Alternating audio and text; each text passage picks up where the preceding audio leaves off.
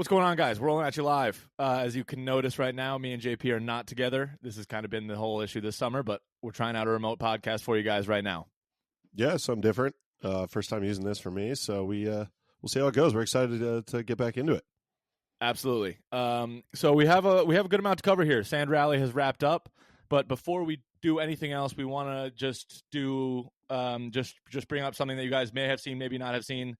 In the comment section of Race 10 and at the end of the video, there's a shout out to Minos. It appears that he's no longer with the JMR team. We're not totally positive what has happened, but there was a message at the end of the video. Shim, do you want to read the message? Do you have it up by chance? Sure, I could go pull it up. Basically, at the end of the video, of course, now I get an ad. But there was a little screen, the last 5 seconds of the video saying, "Thank you, Minos," and, a little quote here, "for helping us when times were tough and when the music could have faded away." Kind of a nod to him. If you scroll down to the description of the video, kind of gives you a little bit more insight, but at the same time, leaving us to speculate what kind of happened behind the scenes. For those of you who don't know, Minos is huge with everything we see on screen. Obviously, there's a lot that goes into it that we don't think about. From the editing to the camera angles to the music. There's a lot of key things that happen that make those videos what they are. So I don't know, leaving us to speculate. That's for sure. Yeah, 100%. I mean, like you said, he's definitely was an integral part of the entire JMR team. Like you said, like a lot of stuff that he does that people don't even really realize makes the videos that much better. So, sad for whatever happened. We're not going to speculate too much, but he's a huge part of the team. Sad to see him go. They're looking for a new composer, so I'm sure they'll have that sorted out shortly. But we just want to thank Minos for everything. Hoping everything's all right. We'll update you in future podcasts if we get any more information from the team. But just as of this moment, wanted to say thanks to Minos, and hopefully everything is just an amicable split. Nothing bad happened or anything like that. Yeah, no, honestly, Minos is huge. I know you probably have, been the lead on communicating with them, but he's helped us big time. Just getting connected with JMR. Getting us the latest news, some videos and stuff like that. He's been a huge help. So we definitely owe him a thank you. 100%. And if like I said, if we get any more information on this podcast, I've reached out to them just to see if I can get any more information or if I should even be talking about it. But if they let me know anything during this podcast, we'll let you guys know. If not, we'll update you on future episodes. Absolutely. All right. With all that said, sorry to start off on a little bit of a more grim note, but we do have some great races. We have some great finishes in the A and B League for the Sand Rally. We talked about it last week, it was last week that we did this the week 8 and previous episodes podcast. But Sand Rally is something that we're not as familiar with, so we're not as our breadth of our breadth of knowledge is not quite as deep as it is for the other 32 teams. But let's just jump in here. Anything you wanted to touch on race 9 or 10 to start? I got a couple notes down here that can guide our conversation, but just wanted to get it if you had any initial reactions. No, I mean, we kind of talked about it again last week, 2 weeks ago, whenever our last podcast was. It's hard to keep track of time, but the conditions of the racetrack, the sand, and we'll talk about it more with week 10, but that played a factor. We had some really good races, especially in the A League. I don't want to talk trash on the B League, but definitely a better competition in the A League. But I don't have many notes on week 9, so if you want to take that, just tell us about week 9. What happened? Absolutely. So just in the A League, a tough race for Super Ball. I know that's a big fan favorite. It's a cool looking marble. It's a soccer ball looking marble. Easy to identify, fun to root for. They were in the thick of things. I think they started the race 9 somewhere between like the 4 and 7 mark. They actually DNF'd in race 9, ended up ruining any chance they had at getting the gold or silver medal, which is really just a tough thing for that franchise, especially for one of the storied franchises that I actually have heard of before this iteration of the Sand Rally. So that's really tough for them. But other than that, like you said, not a ton of movement. We talked a lot about Reflector in our last episode. He actually performed not well in that race 9 and took himself out of contention for a gold medal as well. So he could only muster up a bronze, which he actually wasn't even able to accomplish in after race 10. Sorry for the spoiler, but so Reflector spent a lot of time on him, couldn't get the job done.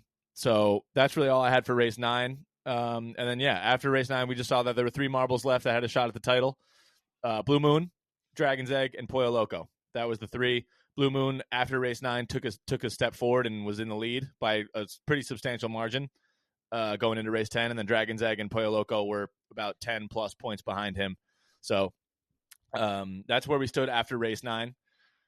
And then that's really all I had on race 9, because that was kind of just the setup. That was moving day. I know you like to talk about moving day a lot, but that was moving day. A couple interesting notes that you brought up, but one of the questions I thought of, especially when I'm watching, some of these racers DNF, as the horn goes off in the back, what is the effect on a DNF?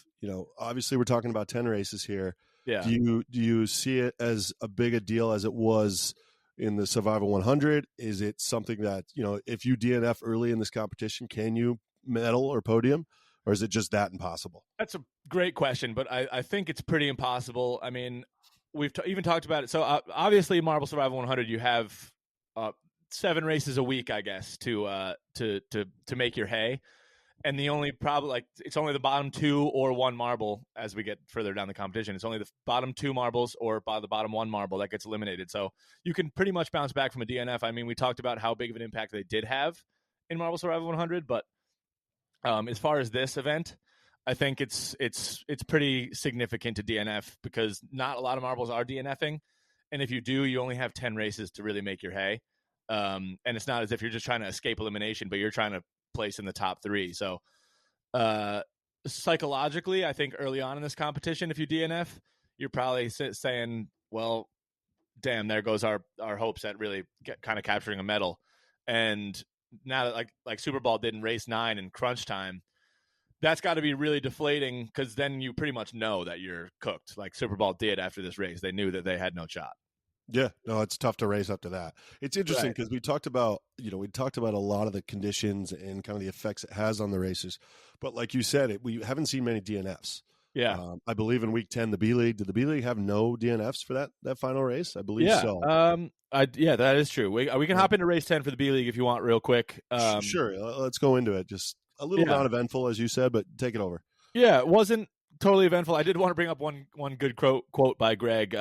He always brings his A game when it's going into the final races. He just championships are made to be won. I loved that line. It's just like so simple, but it hit the way he delivered it. It's just so good.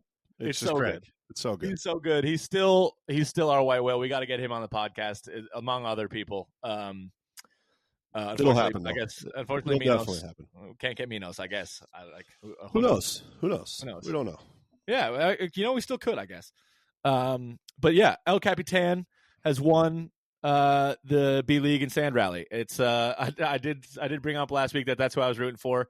Cool to see him win the B League. Like we said, though, it's not going to be something that people really remember down the line. But he's been around in Sand Rallies previously, I believe Greg was talking about. I think he's got a couple 5th place finishes. But to see him break through and actually win a title, I mean, a championship, a championship, I suppose. And I'm not positive, but I would like to see the winner of that B League be automatically qualified for the A League next year. I mean, that's a question I was going to bring up to you. I think he deserves to be promoted or, moved up, whatever the term you want to use. But the question is, will he be able to hang around? I think the jump from the B to the A League is pretty substantial, just in the way we watch the races. Right. For someone who, every week we're watching both races, you could see the clear difference. You can compare it to like a Liga A and B in soccer, or a NHL to AHL, minor league to major league. I think it's pretty substantial when you look at the 2 different races side by side. I agree with what you're saying, especially when you looked at the A League finals, just some of the closing speed that those marbles have. I mean, you look at what Blue Moon did, and we'll get into that in a minute. But like you said, when you look at some of the quality of racers that they have in the A League, it would be tough for them to hang around. But we also did bring up last week that the top marbles in the B League probably could hang in the A League, maybe not win it, but they could probably hang around, because they're still beating some good competition. It's not like they're just playing a bag of bones out there. Sure. No, I agree. I think, honestly, it'd just be fun to see. Yeah. And definitely doing the sand rally this year. Like we said before, haven't been too big of fans in the past. I'm going to be really curious to tune in, the next one Yeah. and see who's in that A League. Is El Capitan in there? Where is he finishing? Is he at the bottom? Is he at the top? That'll be fun to see. 100%. And with that said, should we hop into the A League? Well, let's get into the A League, where that race was just unbelievable. It was unbelievable. I do want to start somewhere else though, because we just talked about Super Bowl, and how that psychological effect must have taken a toll, just to even really get out of bed and race in race 10 after you know that you just really cost yourself a gold or a silver. But he was actually able to Super Bowl ended up finishing in 5th, up 2 from 7th place after that race 9, but they finished 2nd overall in that to race 10. Like that's you got to tip your cap to Super Bowl for just coming out here and still giving it his all to really, I guess, try and capture that bronze. Unfortunately, it eluded him, but just great effort there from him. Yeah, I mean, honestly, in looking at the the final standings now, kind of answers the question we were just talking about. Can you DNF and still kind of rally and still get in that top 5, top 10? Yeah. If I'm looking correctly, Super Bowl actually DNF twice. He DNF in week 5 and in week 9. To do that, and then put up a 5th place overall finish. Yeah. Obviously, he needed that 10th week, that final race, and he came through really well. But just kind of remarkable just to see the resiliency from him. Another guy, Pollo Loco, did DNF in week 6 and ends up finishing 2nd in the overall standings. Yeah, pretty remarkable when you look at the numbers through the 10 weeks. Definitely, and I like what you're doing here. I think we should take some time to actually analyze this board in a minute. I think we should just give our flowers to Blue Moon quickly. So that last race in itself was kind of just a microcosm of his resiliency and his ability throughout this entire competition. He had never Greg made a note. He had never won a single race in Sand Rally. Just a couple Blue Moon stats for you guys. His best Sand Rally finish was 18th ever. That was in 2018. Failed to qualify in 2017. He DNF'd in the 2017 qualifiers. Couldn't even finish the race that got you into the Sand Rally. So for this marble to gotten where he's gotten, which is the pinnacle of Sand Rally, is really something to behold. Pretty special watching him. Again, just looking at the overall, body of work here. 3 first place finishes. Had some shaky, starts and finishes in week 2 and week 8. But at the end of the day, he wins by, I'm not great at math, but 25 points almost. Which is more than that. More than 25. That. Wait, it's whatever. Yeah. It's about 25 points. So, if you really want to say, he could have DNF'd in that last race and still probably would have won. Yeah. Pending other racers finishing, which is pretty remarkable. Overall, just very, very skilled racer. He performed at the right times. I just go back to that last race and that last finish, and I know you're going to get into it. Just a great example of why he deserves to be the winner. And that last 5-second span of that race, it was awesome to watch. Yeah, I mean, like you just said, it kind of just proves your point. You said that he could have DNF'd in that last race and still won, but he gave everything he had. I think Blue Moon can hang their hat. They literally left nothing out there on the sand on the field. He gave everything he had to bounce back there, and just was like Lightning McQueen racing, weaving through racers to end up getting the first place and to cap off what was an unbelievable campaign with a 3rd race victory. Something that we really have not seen all season. I'm trying to even see how many other marbles have 2 first place finishes, and it's 0. He not only has 2, but he has 3. He's the clear winner. Probably the clear favorite going into next year. He won that final race by 2/100ths of a second. So less than a 10th of a second. Let's go into that last 5 seconds of the race, because it was coming down to it. We said, it's a 3 racer race.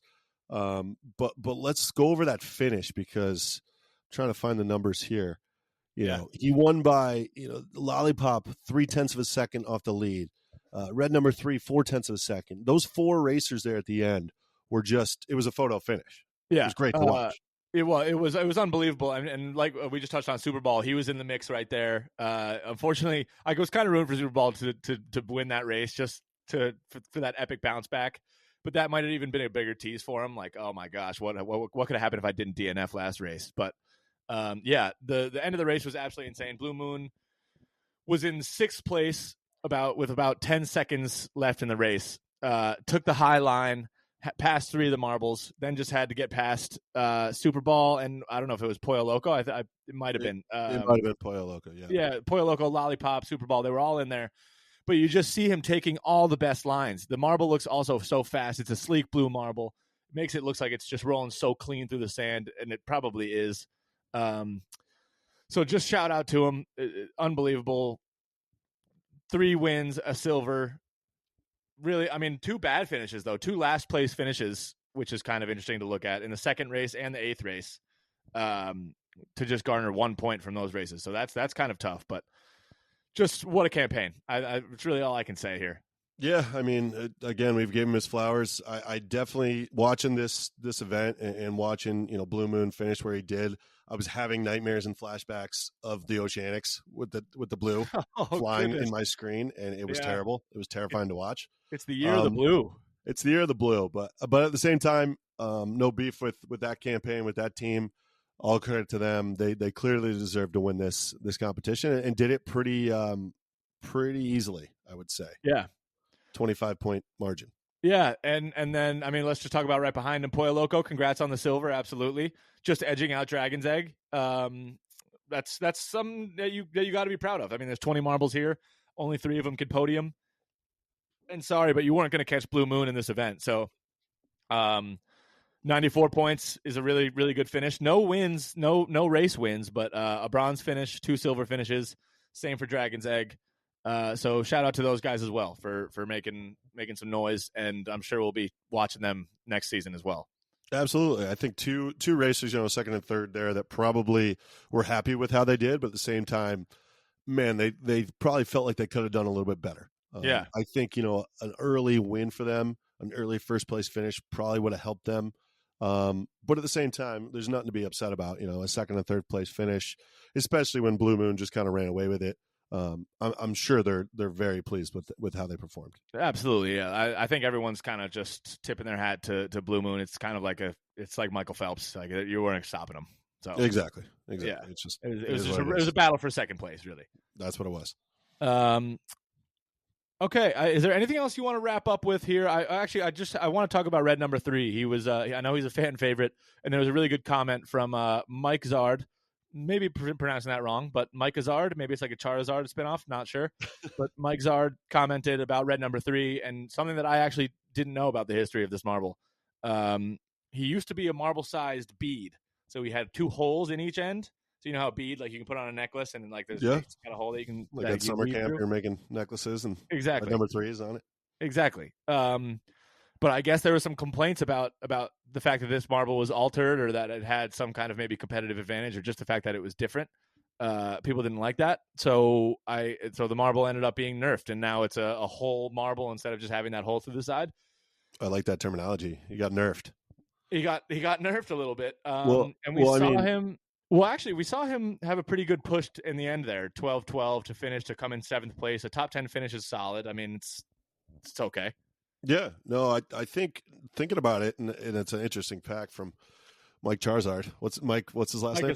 Mike Zard. I mean, now that I think about it, again, I'm not an engineer, but the wind resistance would be less if you have holes in the marble. You know what I mean? I agree. Like, it'd be less aerodynamic. Yeah. So I don't know. That's interesting to think about. Maybe might have to look into more of that nerfing and see kind of, maybe it's worth a Google or two. To kind of, do a little bit more research on that. But it's very interesting. But, again, like you said, nothing to be ashamed of. I think how competitive and the amount of races that these guys have been going through, I think anything in the top 5 or 10 is pretty solid. I'm looking at a crazy cat's eyes in 9th. Yeah. Red number 3 in 7th. Nothing to be ashamed of with those finishes. Yeah, I mean, you got to be upset if you're a reflector. Just looking at this board, I mean, great start to the tournament, 10, 20, 17, 1 slip up, 6, 14, and then just the back half, 7, 8, 9, 10 to go 1, 4, 1, 1. That's the points that you're getting. I mean, he had a chance. Just awful. I mean, you kind of just the wheels fell off. We could talk about fatigue. We can talk about just lack of focus. I don't know what it was. I don't know what it was, but it's pretty sad to see. It's something must have happened. Maybe an injury. That's what maybe an injury, maybe a little conditioning issue, stamina type thing. But that's just a bummer. I mean, especially when we highlighted him last week, we thought maybe he could bounce back from these tough runs, but clearly could not. And maybe something was up that we'll hear out of their camp in the coming weeks, just whether or not he's even healthy or what personal stuff. I don't know. Who knows? Yeah, I don't. And you got to point to something because it is head scratching when you look at those finishes, especially later on. Head scratching. Yeah, head scratching is an understatement. I mean, that is insane to just, wow. And I'm sure the coach, much to his chagrin, is just confused as we are. You know? Yeah, I'm sure that it's just to his chagrin for sure. So is there anything you want to wrap up with on Sand Rally? I think we've covered everything. Blue Moon is not the GOAT because this is really his first year he's done it, but most improved player of the year, and he might be the best around right now. Yeah, I mean, overall, and just kind of recap the Sand Rally, I thought, it's entertaining. Like we said a couple weeks ago or last pod, we're kind of new to this. I think it was a little bit different, but we got used to it. We ended up loving it at the end, and sure had its fair share of storylines, from Blue Moon to Reflector we just talked about, Red number 3. You can go down the board. Super Bowl, yeah. Yeah, no matter what event JMR puts on, there's different storylines, and there's gonna be entertainment, guaranteed. Every video they came up with. 100%. I can't agree anymore. Yeah, so I think that's going to put a bow on Sand Rally. And just to look ahead to the future a little bit, JMR has updated us and said that Marbula 1's going to start either end of August or early September. So they're going to have a couple episodes of some content to fill the gap. But we also have some of our own content to fill the gap. Really excited to bring that to you guys. So we're going to try. I think I'm going to try and have this out on Tuesday. And I think that's got us just remain our release date because that was it throughout all MS 100. So I think let's just aim for Tuesday mornings. That works. No, and talk about, I can talk about it too, but the response from our recent video. I couldn't believe the response of people like happy we're back. I know. It was awesome. We were talking about it offline, just, some of the people were commenting, thought we were gone, but obviously we're not gone. We're not going anywhere. So that was cool to see. We appreciate all the love. And we're going to do our best, especially over these summer months, to keep pumping out videos, even if we're not together like this one. So hopefully the quality was just as good or if not better than our normal ones. Yeah. I mean, I don't know if it'll be better because it's harder to talk through a screen than it is just right next to me, but for sure. Yes, like you said, we're back. We're going to be around. We're going to have weekly releases. The only thing is, scheduling wise, is depending on when they release Marbula 1 videos and Marble League videos just down the road, is when we're going to have to kind of adapt to when we release our videos. But for right now, for these next couple weeks where we don't have an event, we'll be releasing on Tuesdays. So this will come out. This will come out Tuesday, August 13th, and then we'll have another one on the 20th. And just can't wait to keep bringing you guys content. I'm excited for these couple episodes that we have coming up. 100%. All good stuff. Looking forward to it. All good stuff. You good? I'm good. Good episode. Good Sand Rally, and looking forward to the next. All right, and we'll try and update. Marbula 1. Well, yeah, Marbula 1 upcoming, Marble League in November. Cannot wait. If we have any more updates on Minos, we'll let you guys know. But for now, we're rolling out. Shim, I'll see you soon. Peace. Good pod. See you guys.